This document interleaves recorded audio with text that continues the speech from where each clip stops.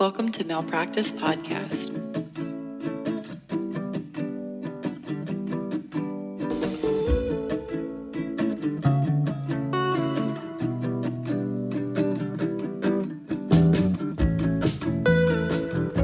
I don't know why I had to count it down, but I did.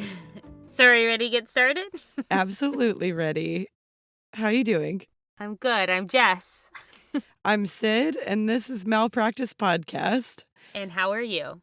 And All we of go you. on vacation. Yeah, Sydney and I were both at beaches this weekend, but different beaches. Yeah, but both great beaches. Yeah, where did you go? I went to Cancun.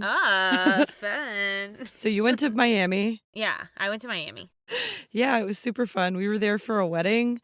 It was an Indian wedding, which if you've never been to an Indian wedding, you are missing out. It also might be Have an you been to one? opportunity for you to diversify your experiences and friendships. 100%. And the food is great. All the Indian weddings I've been to, the people love to party. And they're just the friendliest, most welcoming vibes. That's cool. Yeah. I got my henna done. Look, Yeah, it looks nice. Did you get your Yeah. nails done too? these are press-on nails, girl. From where? They look so good, right? From Target. No, I couldn't do it. It's basically super glue. No, I've tried it before, and it doesn't work for It's me. not the vibe for you. I went and got mine done. They look nice. Thank you. Well, so we took Corey Yeah. to daycare, right? Because Doggy she has, like, daycare, a- of course. yeah, well, we're gone. And she was so excited Yeah. that she jumped out of the car, and I Mhm. had the leash, like, in my hand like this, and it cracked one of my nails. Oh, the middle, no. Like, it was bent. Mm-hmm. So then I drove to CVS. Yeah. And then I got nail glue and I just held it together and now it's fine. That's what you have to do. However, there's literally nothing more painful than having on either a fake nail or a dip or a gel of some kind and getting it pulled off. Oh my God. So I was trying to tell Michelle, like, you do not know Okay, how badly it hurts. I'm telling you, it is the worst thing. Yeah. No, it's so painful. And if you've ever had fake nails on that are too long, you know when you've made a mistake because you start doing stuff, it gets caught on things and you're like, oh, I done fucked on myself. That's how you know your nails are too long. Your fake nails are too long. So I did that once and I went to get into Eric's car and the door handle was wet because it had rained. And so I pulled on the door handle like this with my hand, like, under the door handle to pull on it. And when I did, my hand slipped Mhm. off the handle and it just caught the 4 fingernails and ripped all 4 of them off at once. I'm so stressed. And I'm telling you, I thought I was going to die. Did you blame Eric? That's I what would've absolutely said. did. I have never been in more pain. Like I've broken many bones. I have never felt more pain than in that moment. Yeah. No, it hurts so bad. I was apoplectic with rage. I lost my absolute cool. Well, I get So- it. Everyone gets it. Fake nails are no joke. Oh my God. So did you have any instances on the airplane? Okay, you know what? It's a fair question because Eric and I booked at the last minute, and so we flew Spirit. Why do you do that to yourself? I have never gotten off a Spirit flight and been like, you know what? That was okay. And this time I did. Huh. What happened to you guys? It sounds like you have a story. Well, just like a complaint, really. Okay, do it. Go. This is a venting podcast. Yeah, I like to sit on the aisle seat, which is fine. And I like to sit at the back of the plane because if we are to crash, Yeah. that's like the last place that you will possibly die. Like, you have a better They chance say that, yeah. surviving. You told me that.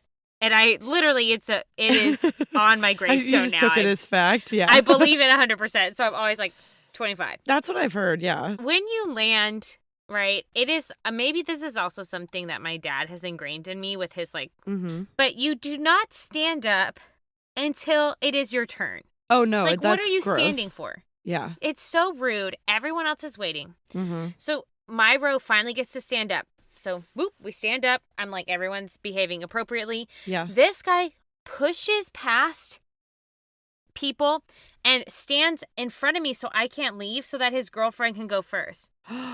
Even though she's collecting her bags. Oh, that's inappropriate. I was like, motherfucker. I said, if I had a superpower, I would have like melted him with my eyes. I was like, what are you doing? No, sure. Dude, people are so rude getting off of airplanes, I feel. No, I agree. If you were the type of person who, as soon as the plane lands, you jump up into the aisle. I hate you if that's you.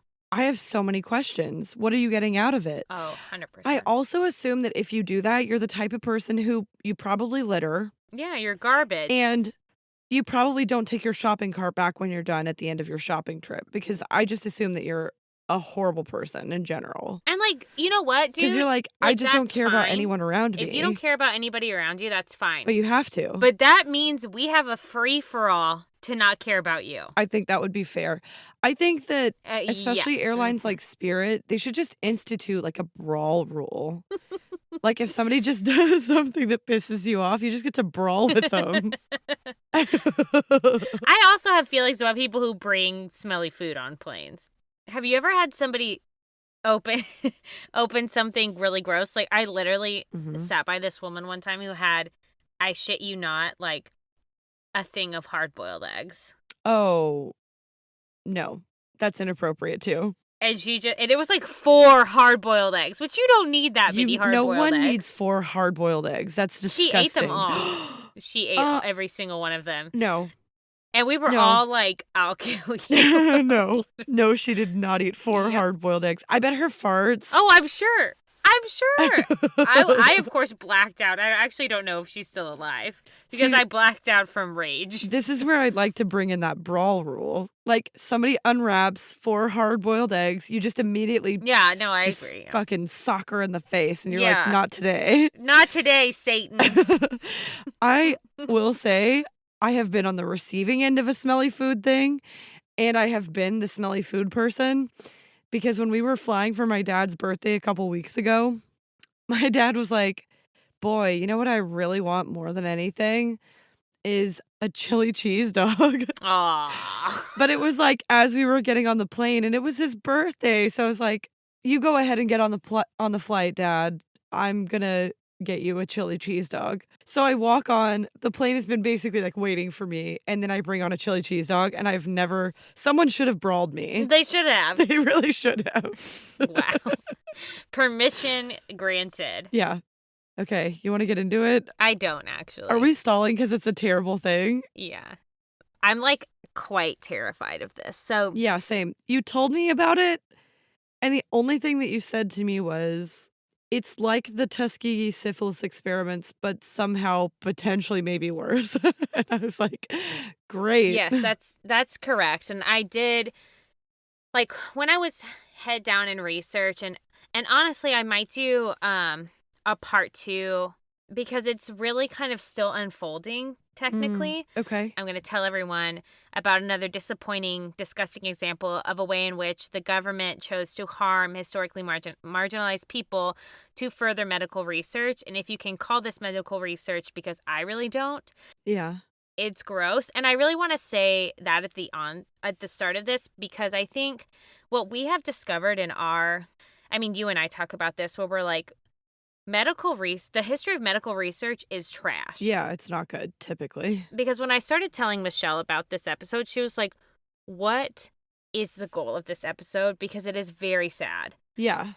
And I think the goal of it is to really call out the history of quote unquote medical research for this time period, and to bring attention, because people do not know about this. Yeah. And it was relatively recently. I feel like this is even less known than the Tuskegee Syphilis Experiments. 100%. Because I will say that I at least learned, I remember in high school, probably when we had to take a history class, I remember going over the Tuskegee Syphilis Experiments, and it was, we went over it almost in passing, which is such a shame, but at the same time, we at least talked about it.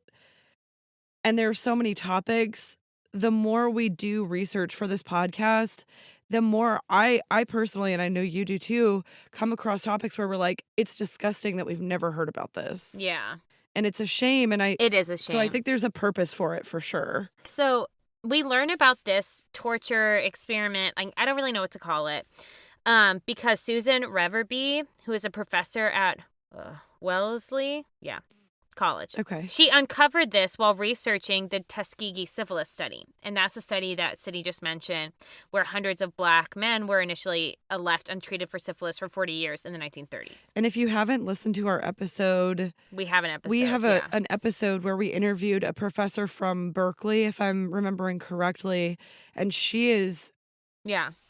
She's so well versed on the Tuskegee syphilis study, and she's a really incredible person. So you should absolutely go listen to that episode. You really should. Just a quick plug. So Susan Reverby, she's doing research into that experiment, and she comes across this guy, John Cutler, who ran the experiment. Mm-hmm.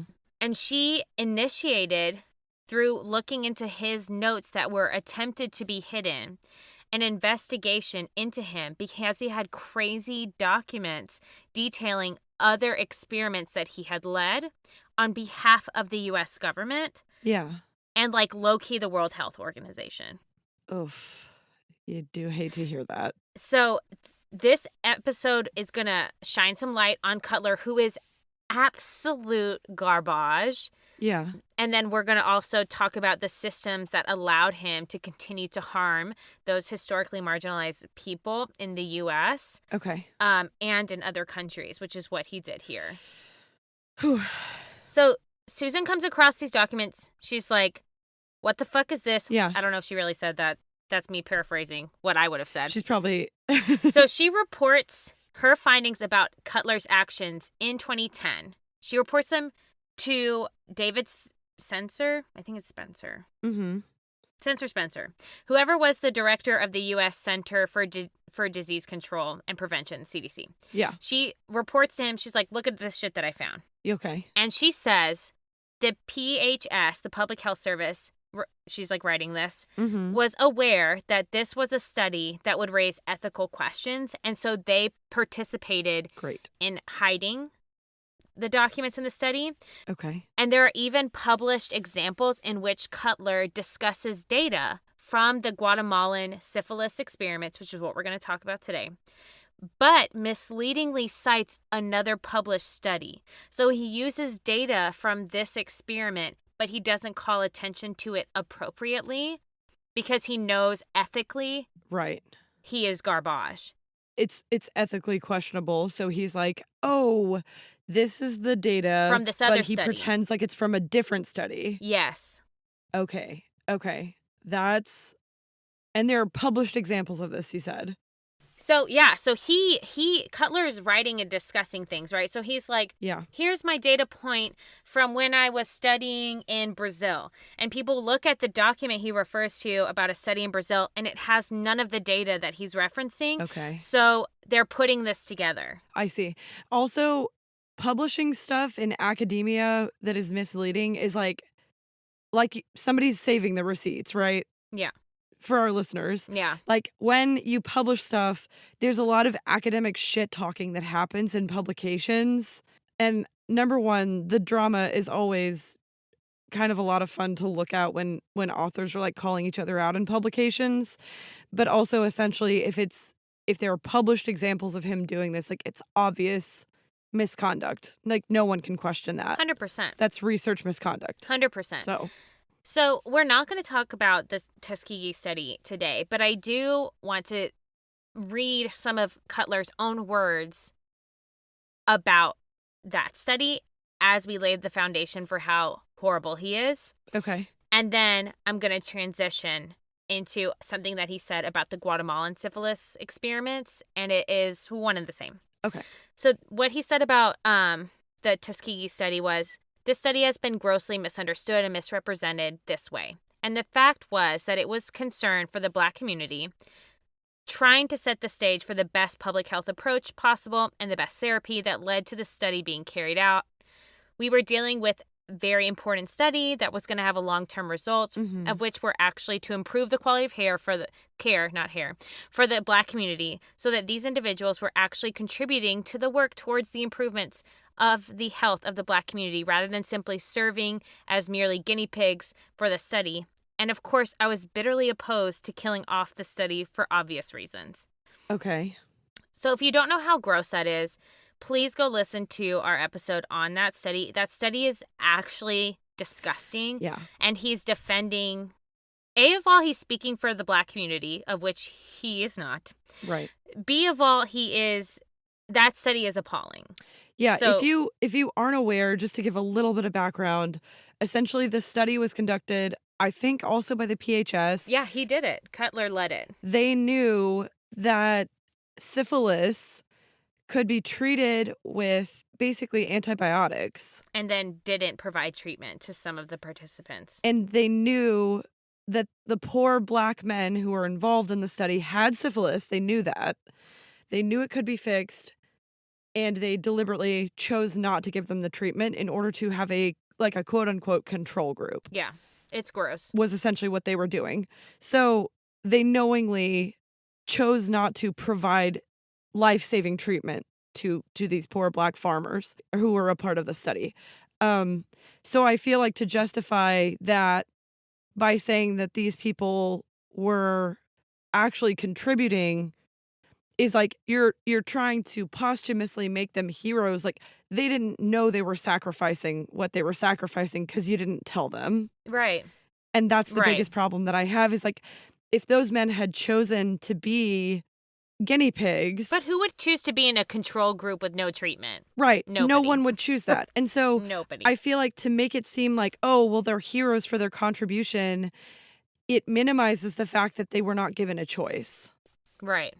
And informed consent is like Yes. the name of the game. That's exactly what's wrong with the Tuskegee syphilis study, because they also let these men go back to their wives and their families without knowing that they had syphilis in many cases. Yep. They didn't diagnose them. So that's what he said about that study, his defense of it. Yeah. What he said about the Guatemalan Syphilis Experiment is, as you can imagine, we are holding our breath and we're explaining to the patients and others concerned, with but a few key exceptions, that the treatment is a new one utilizing serum followed by penicillin. Mm-hmm. This double talk keeps me hopping. That's what he said, hopping. Keeps him hopping. I think he's like hopping back and forth because he's not. Like he's dodging Yes. questions. Yeah. That's what hopping means there. He's dodging questions. That When you tracks say but him. a few key exceptions, Yeah. so you're So he leaves out, when we get into what he did in this study, this is just setting the stage. I'm already mad, but same. he leaves out a lot and he lies a lot. Right. So his wife, Elise Cutler, assisted her husband in the experiment. He actually joined the faculty of the University of Pittsburgh Graduate School of Public Health in 1967 as a professor of international health. This man Okay. who ran these experiments. Mm-hmm.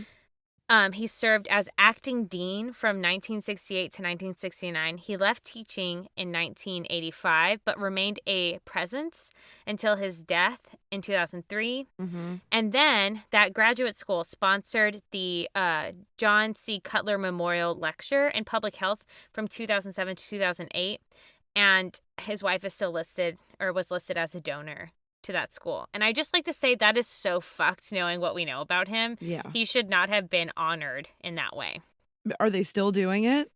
He still. No, it ended. Well, that's good. Yeah. Because the thing that I hate to see is not only when these people are allowed to get away with it, but when they're like posthumously glorified. Yeah, that's what he had for a long time. Yeah.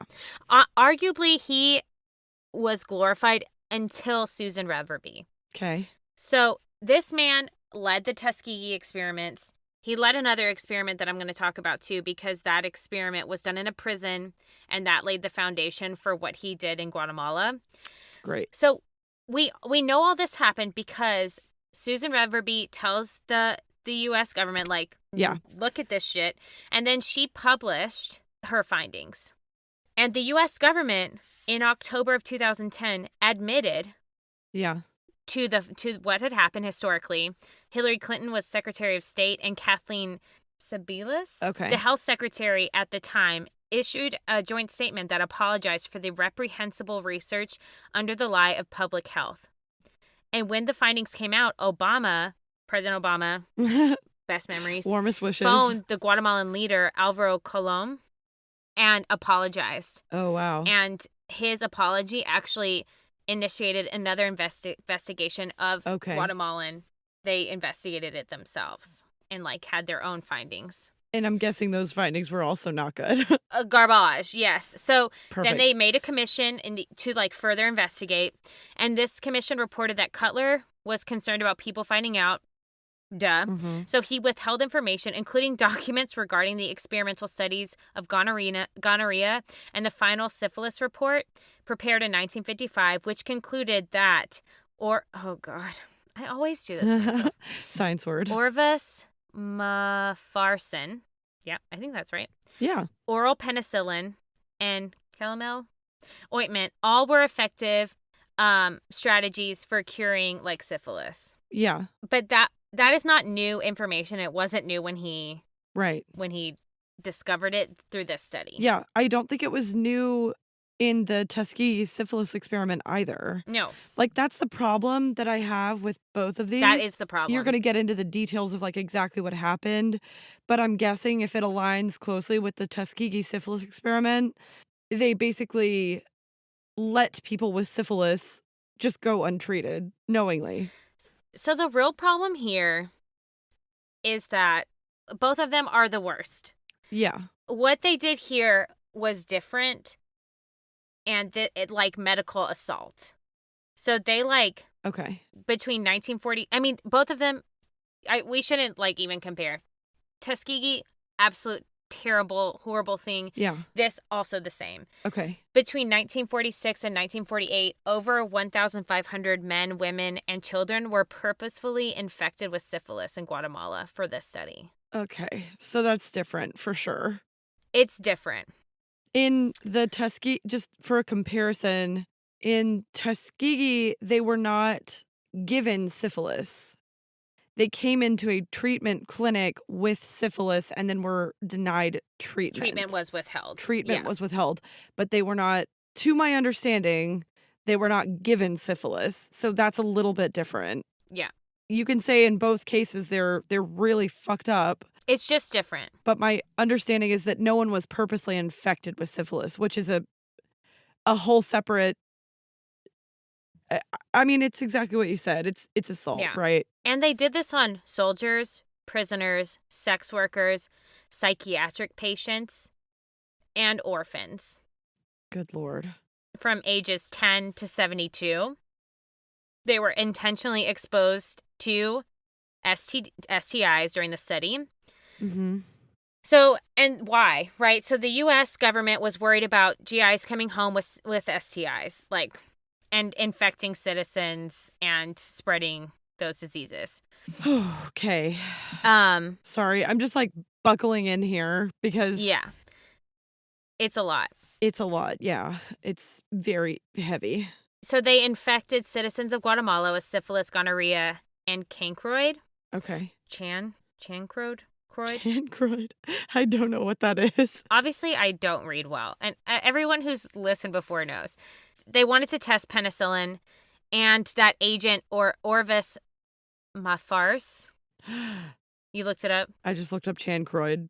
It is characterized by painful necrotizing genital ulcers that may be accompanied by... It's bad. Nobody wants any of these.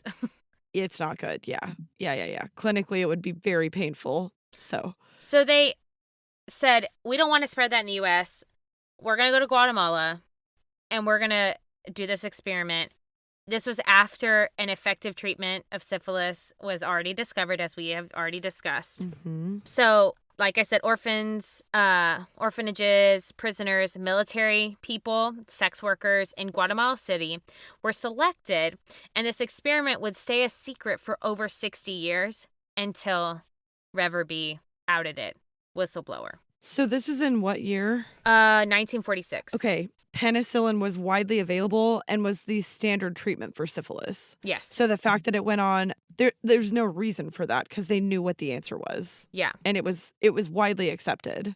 And when they were doing this experiment, and I know I talk about this later, but one of the reasons that they wanted to test that other agent that I obviously can't pronounce, and I'm just going to call OM, is because they knew penicillin would work, but they were like, well, we don't want to waste all the supplies because they were in World War II. Okay. They wanted to test how effective OM was going to be. I see. Okay. Yeah, there's a lot of ways they did it. So that drug is like penicillin adjacent? Is that... So, basically, I think that penicillin is just, what works best, frankly, and that there wasn't any new definitive anything that came from this study. Okay. Apparently, orvismafersin is an arsenic agent. Mm-hmm. And when you Google it, the only thing that comes up is the Guatemalan Syphilis Experiments. So... Right. So here we go. So that was the background of how we found out. Yeah, so that's how we found out. So the experiment stays a secret. And just FYI, World War II went from 1939 to 1945. Mm-hmm. We maintain occupation in other countries post the war. So this is why we're doing this study, right? Right. So at the start of World War II, and then I think it's really important, of course, I have a soapbox here. World War II is really crazy. And what I think is problematic when we study history is that they study it in a very laser-focused way. Mm-hmm. And that's when things fall through the cracks. Because, instead of thinking about World War II is happening and also what the fuck is going on in Guatemala, yes, people just focus on World War II, which allows people to do really crazy things to people. To the other publics and let things fall through the cracks. And that's really what happened here. Yes. Right. Also, we did an episode, Jess did an episode a while ago about Nazi medical experiments.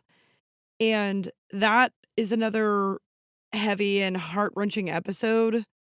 But it also, to me, when you're thinking about those things and you're thinking mentally that they happen in a vacuum, then it's you can excuse what's going on elsewhere because people were doing horrible things, but they're not Nazi horrible. And it's aren't they? Yeah.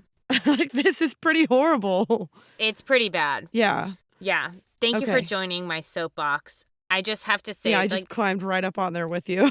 I appreciate it because there's so much happens at the same time. Yeah. Okay, so at the start of World War II, medical researchers were tasked with preventing the contraction of STIs for soldiers because, they're going to engage with sex workers in other countries. Yeah. Military leaders started using penicillin to treat, STI exposure. Right. It wasn't crystal clear if it was providing long-term protection, not treatment, but protection. They wanted to protect against it. Oh, they wanted to do it prophylactically. Yes. Oh, interesting. Okay.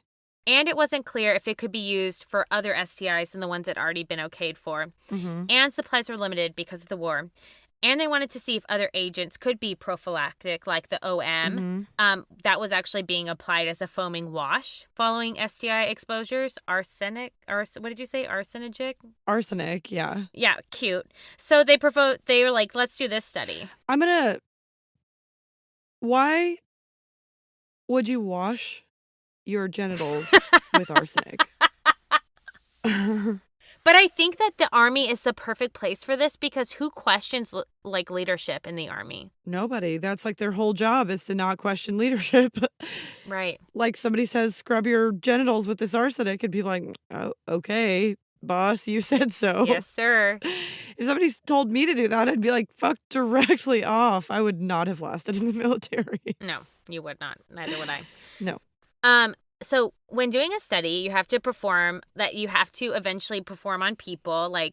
Generally, there's rounds of testing. You need informed consent, right? Mm-hmm. Because consent without information is just a lie. It doesn't hold up. Yeah. Also, we know that informed consent is important because of Nazi medical experiments. Hello. Yeah. So they actually based the foundation of this experiment on an experiment that was done on rabbits, that they had some success with those the OM and things like that.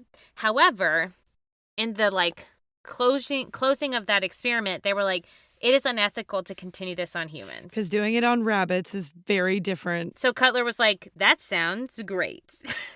Yeah. Great. That rabbit study was then brought into a study at the Terre Haute prison. Uh-huh. I know you're skeptical, like, why are you doing an experiment in a prison? And you're not wrong. I am skeptical. This experiment was 1943 to 1944 and was done on consenting quote-unquote prisoners. I would argue that a consenting prisoner is almost an oxymoron. Correct. That's why I say quote-unquote. Okay. This was testing preventative strategies for gonorrhea, and it failed because they couldn't establish infection in these subjects. Okay. They could not establish, let me repeat that. This failed because they couldn't infect prisoners with gonorrhea. Okay.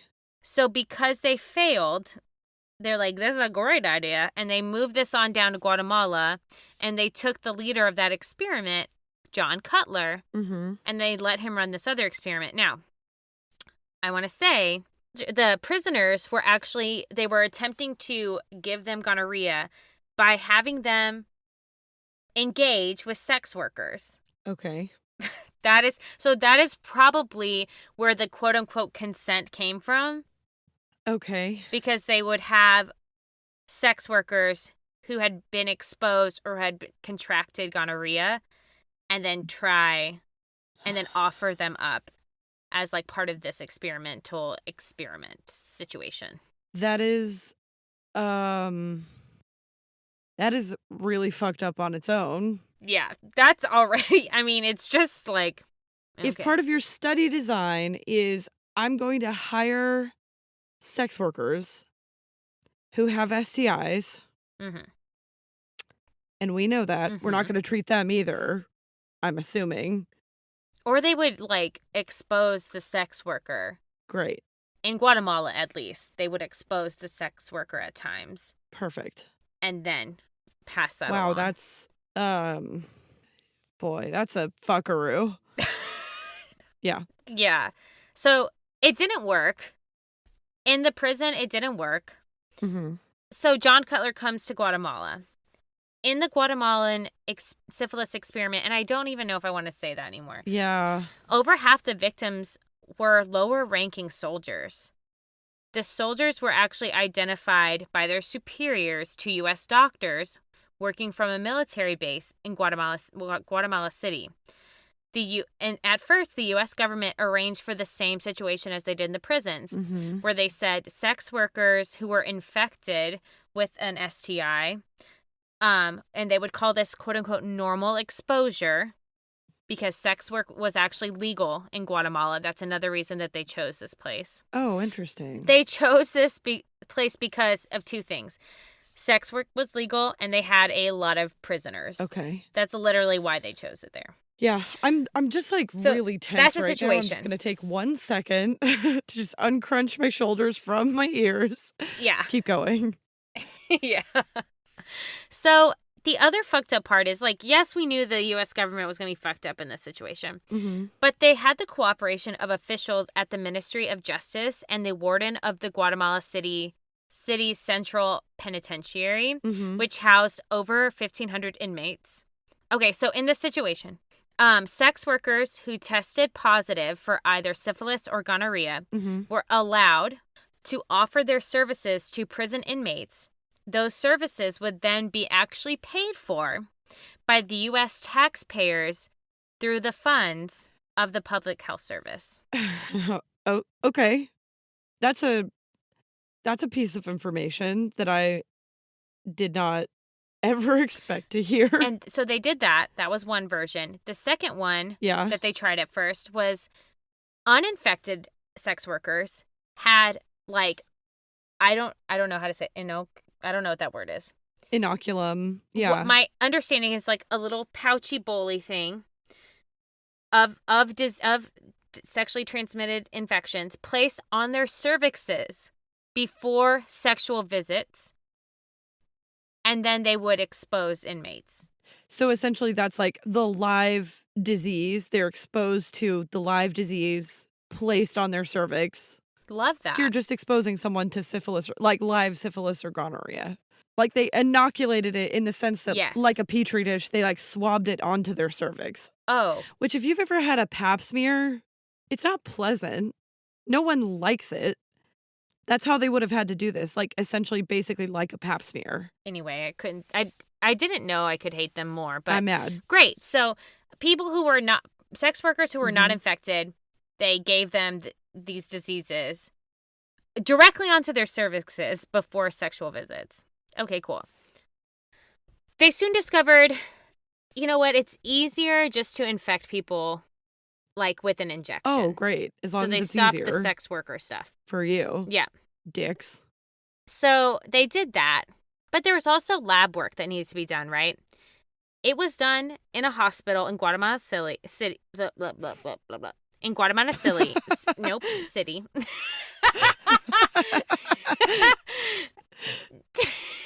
I'm sorry, Guatemala. I can't read. No, you're fine. I'm so sorry. In Guatemala City, it had been built, this hospital, for this study. Okay. They chose the city, as we said, they had a large prison population and, like, other test subjects is like a quote. Mm-hmm. And that's where Cutler was leading the scientific work. Yeah. Cutler and the United States Public Health Service collaborated with local physicians and were given access to anything they needed, including public health centers, government hospitals, mental institutions, orphanages, you name it. Yeah. This was granted through negotiations of Pan American Sanitary Bureau of the now Pan American Health Organizations and the Guatemalan government. Okay. If you're like me, you're like, what the fuck is a Pan American Health Organization? Yeah. And don't worry, I looked it up. Yeah, you did. It works with countries in the Americas to, quote, improve health and quality of life. Okay. I would argue that this is not improving anyone's quality of life. Correct. Especially if you're tapping into orphanages. Yeah. So the PAHO wears two institutional hats. Mm-hmm. And I took this from their website. It is the specialized health agency of the Inter-American System. And it also serves as the regional office for the Americas of the World Health Organization. Great. The specialized health agency of the United Nations. No one is getting missed in this shitstorm. No. Great.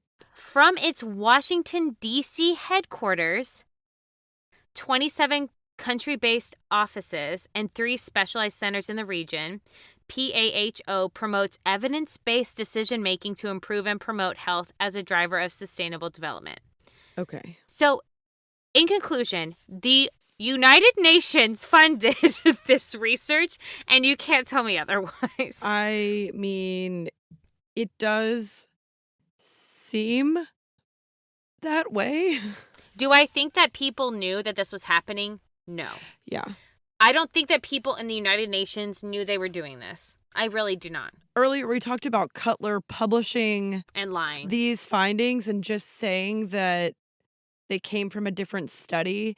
Sometimes it's so hard to figure out what methods people are using in publications. And it takes some real Sherlock Holmes ink. I'm using that as a verb. Yeah. To like get down to the bottom of exactly where people's data is coming from.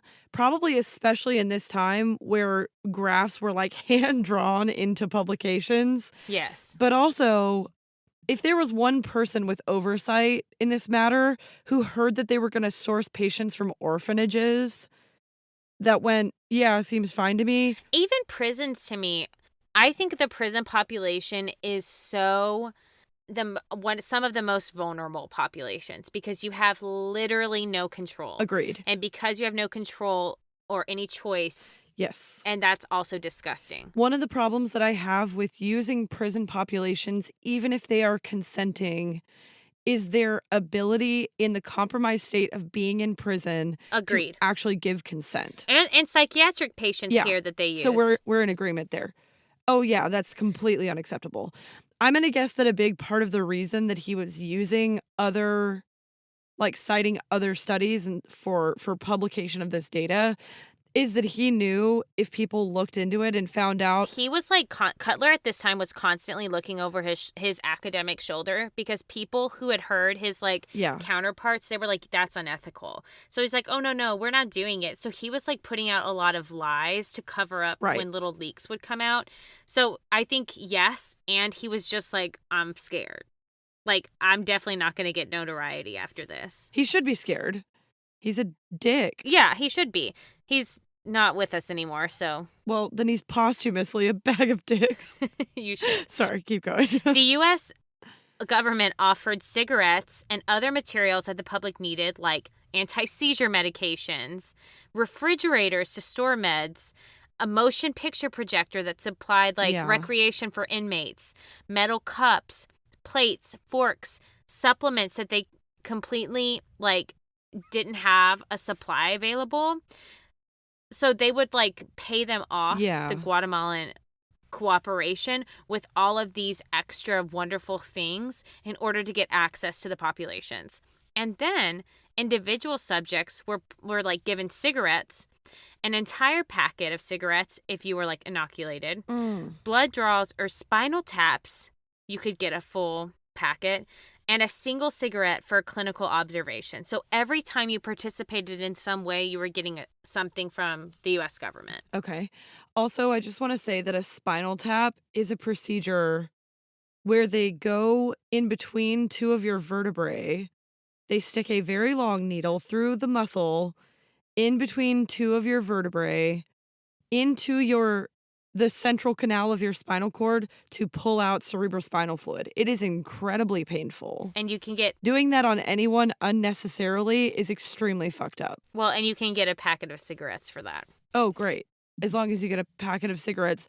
Also, using cigarettes that people are addicted to... Yes. Like, that's not informed consent either because you're using someone's addiction to take advantage of them, essentially. Against them. Fuck you for that, too. Yep. Woof. So the psychiatric patients I mentioned before, they could obviously not give their consent, or some of them could not even give their names.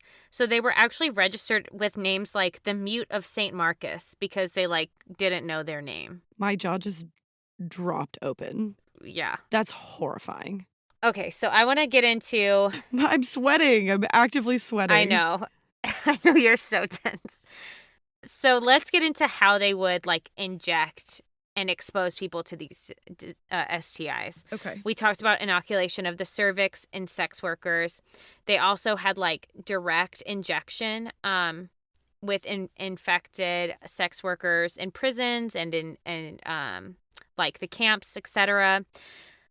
They also did this thing where it was inoculation via abrasion of the penis. Mm-hmm. They would like abrase, like basically scrape off a bit Scratch the penis. Put some of the bacteria there on where they cut them. Yeah. And they would do oral ingestion in psychiatric patients. Oh, that's horrifying. Yes.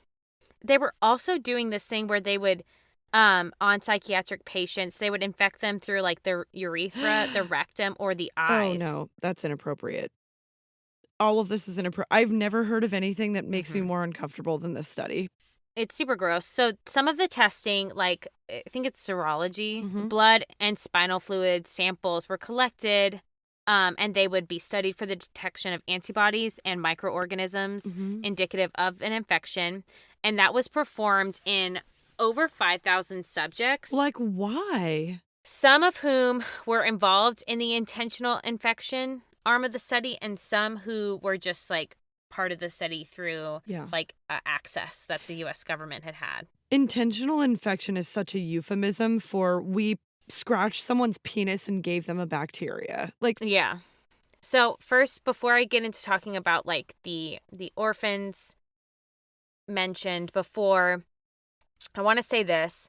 Whenever they had a phase of the research that was intended to refine diagnostic techniques for STIs, that lasted until 1953. As a measure of what he called, quote-unquote, goodwill, Cutler created an STI treatment program, and only like 800 subjects got a treatment, and the rest of them were just like they didn't follow up on them. So they just infected them and then let them go. Yes. And we know they did that because years later, people will come forward as being part of the experiment. One of them is one of the orphans. So the orphans were exposed to this like trauma through a place called the Sisters of Charity, and like I'm unsure like how the orphanage was like compensated for this, but obviously how did they convince them that this is a good idea? Yeah, I'm sure they were I'm sure they gave them some supplies. I just want to say one thing, because I feel like every now and then we do these stories and people will say, "Oh, that's unbelievable."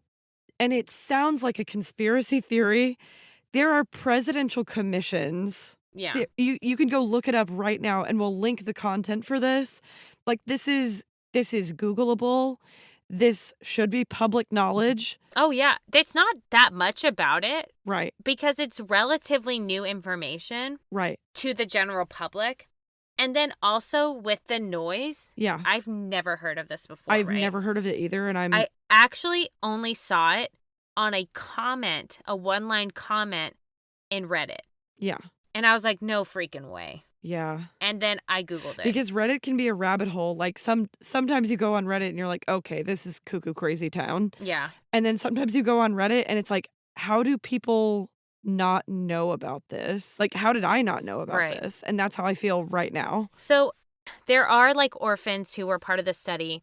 They say there was like 10 who were picked for the study. I think there were more. Mm-hmm. One of the victims, I'm not going to use her name. I'm going to call her June. Okay. Like, I know that she did come forward, but I feel uncomfortable saying her name. Yeah, especially since she was a minor when it happened. Right. So she said that there was like gynecological probing where she thinks she was infected that she did remember. And then she was given penicillin weekly. And her body was like, she said, my body hurt and I was sleepy and I didn't want to play. And she was like 10 years old at the time. Her treatment actually failed. And as an adult, she suffered. Nobody could figure out. She went to the doctors for her whole life, essentially. No one could figure out what was wrong with her. When the U.S. finally came out in 2010 and said, like, oh, yeah, we did this, she had actually just suffered a stroke and then was able to understand, like, oh, my God, I think that was me. She tested positive for syphilis at that time.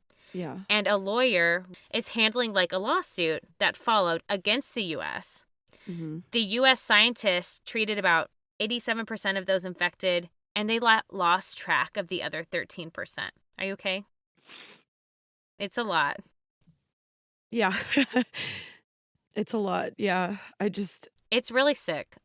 I'm just thinking about this little girl and the fact that anyone in the scientific community would do this. Do gynecological probing on a 10-year-old to give her syphilis is fucking disgusting. Crazy about her is she lived like by the time that this all came about, she was like a grandmother and had just like suffered through life. Yeah. Guatemala did their own inquiry, right, into the injustice that was published in June of 2012. So the U.S. published in 2010. They did their own inquiry and published in 2012. And one of the members of that team and the head of the Guatemalan College Physicians, Carlos Meja, said what impacted me the most was how little value was given to these human lives. They were seen as things to be experimented on. Yeah. So there was a 2012 class action lawsuit against the U.S. government for damages stemming from the experiments. Okay. That was actually thrown out when a U.S. district court found that the government had immunity from liability for harm suffered outside of the U.S. under the Federal Tort Claims Act, FTCA. Which I'm sure they knew when they started this, right? Right. But people gonna get in trouble at some point. Good. I couldn't find anything about where the lawsuit is now, so if you find something, we'll give an update next week.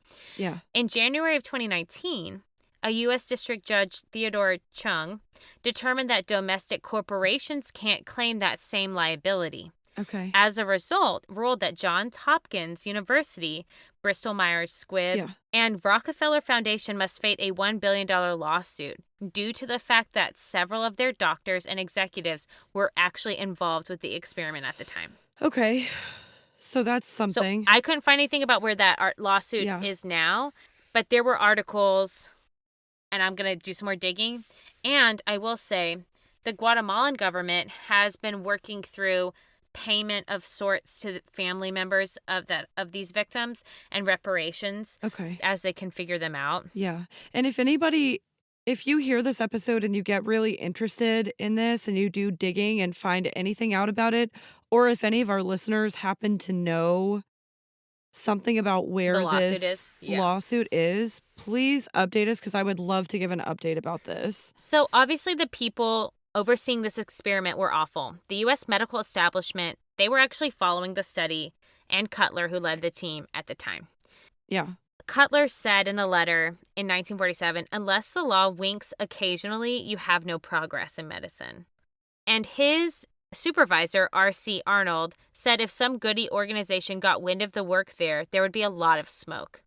In the end, the study, yielded no useful information and was buried. Okay. One of the victims' family members said, my father didn't know how to read, and they treated him like an animal. Yeah. And then another said of his father, he has syphilis-linked infections, dementia, headaches. Some of this has been passed on to me, my siblings, and our children. Yeah. Because children can inherit congenital syphilis. Yeah. The experiment also resulted in at least 83 deaths. I would be surprised if that number was not a lot higher. Right. Based on the number of people they tested. And ultimately, that's what I know about that. Yeah. I just thought it was, when I was telling Michelle, she was like, make sure that you have a point. Yeah. The point is, we have to hold our government and our governmental officials accountable for the actions they take that are inhumane. Yeah. And I wish that there wasn't this safe place that the government got out of being sued. But I hope that the other companies, but everyone can do the wrong thing or the right thing, and you have choices. And ultimately, if people choose the wrong thing, we are required, at least in my opinion, and I'm sure yours too, to hold them accountable through sharing of information. Yeah.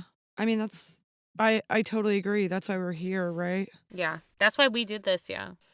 I really, I don't often lose it in episodes, and this is one of the ones that, this got me. There were so many times that I was reading that I was like, this is not real. I literally couldn't believe you never know what people are capable of, and ultimately, right, we have to expose ourselves to the facts. But we all think of Nazis as being categorically bad. And I think the pervasive attitude is that in America, if you're doing medical research, you're categorically good. And that's not accurate. Incorrect. Yeah. And the more that we learn about it, the more I'm like, I have to wonder, especially about people like John Cutler. I'm like, is he a psychopath? I totally think so. I think you would have to be, right? There's How no could you way sign off on infecting a 10-year-old with syphilis? On 3 different experiments of the same caliber of bullshit, he has to be a psychopath. He has to be. Just pervasive psychopathy, right? They estimate that about 5% of the population is incapable of empathy.